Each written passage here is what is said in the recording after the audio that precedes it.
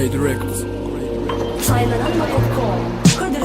Waqtım için o Qusulup otursam Pikirlem yeten o Önkü waqtı gözesem Daşarı şeyle oğudun içi qarankay Beşunluk dünya deyip aydan kenini Qora sen özünü yönü başka hiç kimi Pikirlem qurşayan menem tögörüp daşınmay Durmuş şeyle qiyın mene bilem oğunni Durmuş nemedini menem görem oğunni Nemedçimi bilem oğ içimde pikirken Harasatın beter men içimde duyguken İzimden gepediyen ken Yönü men gülyen Yılgıryan menem 32'in görküzyen Qarip bolsaňam biz yürüğümüzde baylıkken Dünya şeyligin yönü menem darıkken Allah medet eyle kömek bilen yaşayan Günelem odayansın sıylaglımı sanayan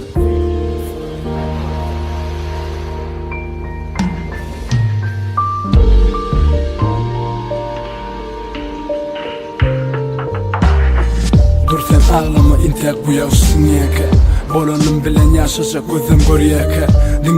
Dinleyecek kulağım eştiyeke Gurulacak bu dilim durmaka Yokurda Allah'ım yürekte maşgalam Yaşım 21 inli bolmalı başkala Yakınam üçün diyecekler dünya darmamı Barmana yeke ecek olam cennet mana Gözüm yaşı dökülmesin gidenden dana çin Bu yazan sözlerim mene ruhumun bendi Oturup aydım yazmak men üçün boluşu keype Bir gün men üstümden yine gururluram heyke Aydiyan sözlerim men bu yönü keyce setir Ertesi gün bolmasın bundan beter Allah mında u şükür ediyen şuundan beter Çıkar mani belki bolar ertesen iyice